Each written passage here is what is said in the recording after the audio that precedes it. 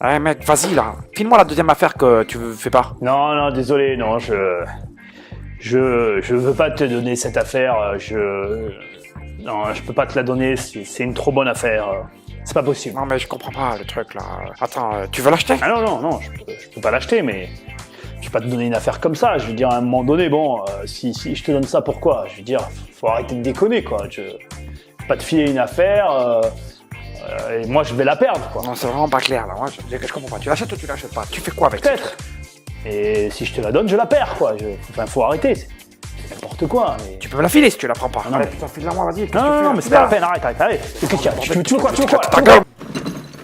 Tu l'as compris dans cette vidéo. Je vais te parler finalement de... Tu sais, ça a dû déjà t'arriver. Tu as une affaire... Enfin, comment dire? Tu as une personne qui vient te voir, tu commences à discuter, elle découvre que tu fais de l'immobilier. Et là, naturellement, la personne te dit « Oui, mais de toute façon, tu ne vas pas me filer une affaire parce que du coup, c'est toi qui vas la perdre. » Ou alors, je vais te le dire autrement, tu vas trouver une affaire et tu ne vas pas vouloir la donner à un autre parce que tu te dis qu'indirectement, tu vas la perdre. Et c'est de ça dont je vais te parler. Alors, c'est hyper amusant parce que lorsque j'étais à mes débuts, j'avais cette espèce de pensée en fait. Je me disais que si je donnais une affaire à quelqu'un, je la perdais en fait. Et d'ailleurs, je me disais aussi, et je me le disais pas de manière innocente, c'est parce qu'en fait j'avais vécu l'effet inverse où des personnes que je côtoyais refusaient de me donner des affaires. Et je crois que si j'ai pensé comme ça à un moment donné, c'était plus en réponse finalement à ce comportement-là que j'ai un petit peu, alors subi, c'est un mot un peu fort, tu vois. Je dirais plus que voilà, je l'ai vécu, tu vois, je sais pas comment dire. Bref, voilà, tu te débrouilles avec ça, je sais pas comment le dire. Et donc, conclusion, c'est ce que je me suis mis à penser à un moment, tu vois, à un moment donné, je me suis dit, bon, voilà, peut-être que c'est pas comme ça que je vais arriver à m'en sortir. Voilà, je me disais ça, je me disais, si tu donnes tes meilleures affaires à d'autres, c'est pas comme ça que tu vas t'en sortir. Et puis en fait, après, tu grossis, indépendamment du fait que tu fasses ou pas les affaires. Aujourd'hui, je fais de très belles affaires qui marchent très très bien, je suis très content. Et fait amusant, attention, ça c'est un placement de produit. J'ai créé ImmoRequin qui t'apprend à faire des affaires partout où il y a des agents immobiliers. C'est-à-dire que dans ImmoRequin, je vais te mettre un lien là et dans la description, c'est une box où en fait, partout où il y a des agences immobilières, partout, tu seras capable de faire une affaire et je t'apprends à les faire dedans, dans cette box. Et du coup, j'ai dépassé cette croyance, si on peut dire ça comme ça, cet état d'esprit, parce que je me suis rendu compte qu'en fait, que d'abord, 1, tu peux pas tout acheter, 2, il y a des affaires tous les jours, et 3, tu as beaucoup plus à gagner à donner une bonne affaire à quelqu'un d'autre qu'à vouloir la garder pour toi, surtout quand tu peux pas l'acheter.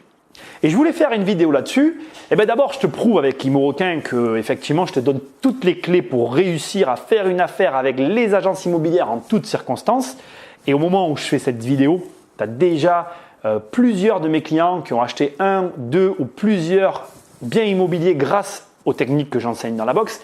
Mais surtout, j'ai d'autres clients à qui j'ai fait faire des affaires et beaucoup d'autres clients à qui j'ai fait faire des affaires depuis que j'ai fait cette vidéo et depuis que je fais de l'immobilier. Et j'ai appris à me rendre compte qu'il faut donner les affaires aux autres. Alors, si tu me regardes et que tu commences et que tu as une espèce de frein parce que tu veux… Au début, quand on commence, en fait, on a tous le même réflexe. On commence à gagner de l'argent et on en veut plus. Et dans cette espèce de montée de plus, on a une espèce de comportement de conservation. On veut conserver finalement son assise sur un marché. Je vais essayer de te faire gagner du temps. Et je vais te raconter d'ailleurs une petite histoire par rapport à ça et tu vas voir, elle est fabuleuse. Et c'est le mieux d'ailleurs, je crois que cette vidéo finalement c'était pas prévu comme ça, mais tu vois en te parlant, l'histoire vient de me venir en tête et il faut que je te la raconte.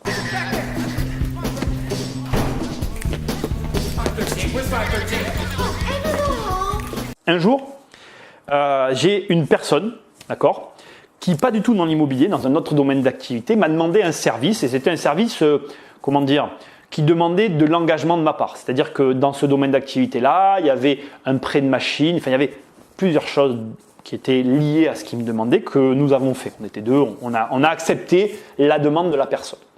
Sur le coup, je ne vais pas te cacher, je vais te dire la vérité. Cette demande, eh ben, potentiellement, si il avait besoin d'une machine pour un client que nous avions, etc. Si nous avions eu au même moment la même demande, la machine était donc allouée à une tierce personne et nous, on aurait perdu de l'argent. On a pris un risque ce jour-là en faisant ça. On a pris le risque, nous, de ne pas pouvoir exploiter quelque chose qui était à nous. Et en plus, franchement, on lui a fait dans des conditions mais exceptionnelles. Et du coup, en rendant ce service à cette personne, nous, on n'a pas eu de demande pendant la période, donc aucun problème pour nous. Je pense que si on avait eu une demande, on aurait géré. Je m'imaginais assez bien aller le voir et essayer de trouver une solution, mais c'est un autre problème. Mais la finalité, ce qui est hyper intéressant pour toi, c'est la suite de l'histoire. Tu vas voir, tout s'est super passé, tout s'est super bien passé. Le mec était hyper reconnaissant envers nous. Et donc, on s'est serré la main et on ne s'est pas vu pendant des années, genre 5 ans. J'ai ce chiffre en tête. Je peux me tromper à une année près. On ne va pas polémiquer, pinailler pour un an. On n'est pas à ça près. Et 5 ans plus tard, qu'est-ce qui s'est passé? Je te le donne en 1000, mec. Je te le donne en 1000. Le mec vient me voir en me disant, voilà, je t'apprécie. Alors, il ne m'appréciait pas, ce n'était pas anodin. Il m'appréciait parce que ça se passait bien dans le boulot et surtout parce qu'on lui avait rendu ce service-là.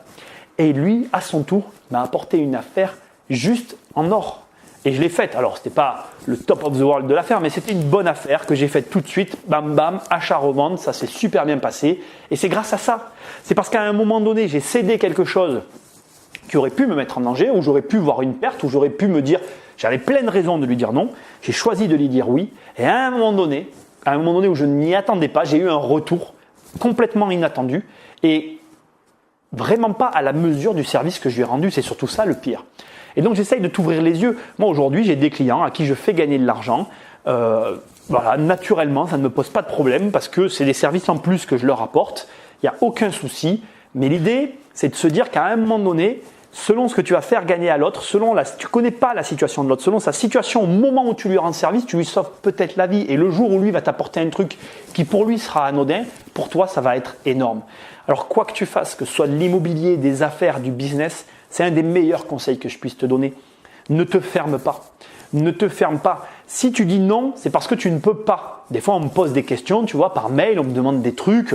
On me demande beaucoup. Aujourd'hui, je pense que je dois renvoyer l'image de quelqu'un qui propose des services d'agent immobilier. Je ne suis pas agent immobilier. Si tu m'envoies, comme je reçois des mails où on me dit, voilà, j'ai ça à vendre, parle-en à ton entourage, je ne suis pas agent. Moi, j'achète. Donc, si tu me demandes ça, je te dirai non. Je vois pas, soit j'achète pas. Il y a des mecs qui m'envoient des trucs qu'ils ont à vendre, je sais pas trop où. D'ailleurs, j'en profite, arrêtez les gars. Moi, je suis pas un agent immobilier. Moi, j'achète pour mon compte avec mes fonds propres et je revends. Ou je loue. Ça dépend ce que j'achète. Mais voilà, c'est ça que je fais. Je suis pas du tout agent immobilier et je fais pas d'intermédiation entre des particuliers et des professionnels. Quant à mes clients, je les accompagne sur des projets immobiliers. Et si par exemple, ils allaient gagner 100 000 euros, avec moi, ils vont en gagner 150 parce que mon savoir-faire augmente leur marge. Mais il n'y a rien de magique, c'est mon travail. Donc si tu veux, je sers à ça. Donc voilà, le truc c'est que rends service. Quant à mes clients, j'augmente significativement leur chiffre d'affaires et de manière imprévue sur leur projet. Je prends ce qui était convenu dans le contrat et je peux t'assurer qu'ils reconduisent mes contrats. Là, j'ai un contrat, tu vois, j'ai triplé mes revenus sur le contrat que j'avais parce que, en fait, j'ai tellement bien rempli mon contrat au départ que, si tu veux, à un moment donné, le mec, il se dit, je veux plus de lui pour gagner encore plus. Mais c'est des maths, en fait. Fais gagner de l'argent à d'autres et les autres te renverront toujours plus et ça circule. Et si tu comprends ça, mec, tu as tout compris.